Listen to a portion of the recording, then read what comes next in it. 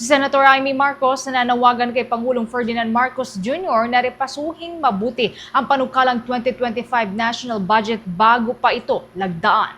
Kaugnay niyan, may nakalap pong report si Bombo JC Galvez. Nanawagan si Senadora Amy Marcos sa kanyang kapatid na si Pangulong Ferdinand Marcos Jr. na repasuhing mabuti ang panukalang 2025 national budget bago niya ito lagdaan. Ito'y matapos tapisan ng bilyong pondo ang ilang ahensya ng gobyerno na direktang nakaapekto sa milyong-milyong Pino.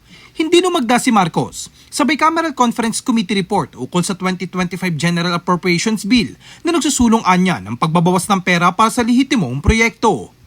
Nananawagan ako sa aking kapatid, ang ating mahal na Pangulong Bongbong, na kung mahina ang aking boses na mag-isa, ngayon nawa ay marinig mo ang sama-samang sumamo ng taong bayan.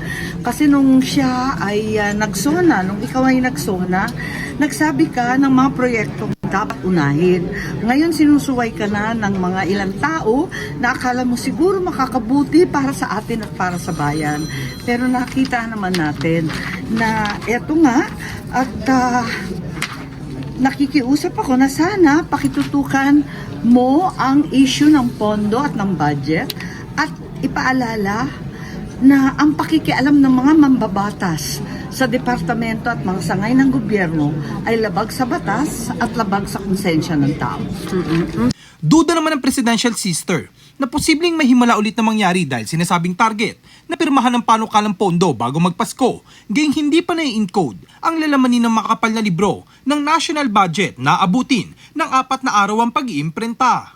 Inirekomenda ng senadora na ibalik sa Bicameral Conference Committee ang inaprubang 6.352 trillion pesos na pondo para sa susunod na taon. Paliwanag dito, hindi pa naman nalalagdaan ng punong ehekutibo ang 2025 General Appropriations Bill kaya pwede pang ibalik at repasuhin sa BICAM ang budget.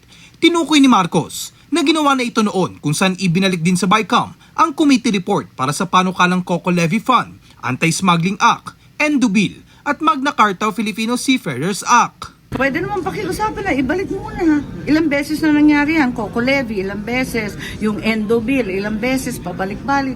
Yung Seaman, ayun, pinaka-recent, nakailang beses ba yun?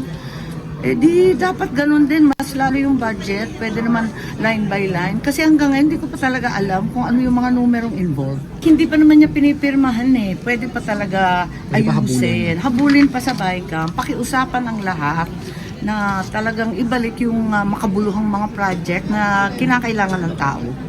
Para sa Bombo Network News, ako si Bombo JC Galvez, nag-uulat para sa #1 and most trusted radio network in the country, Bombo Radio Philippines, Basta Radio. Bombo!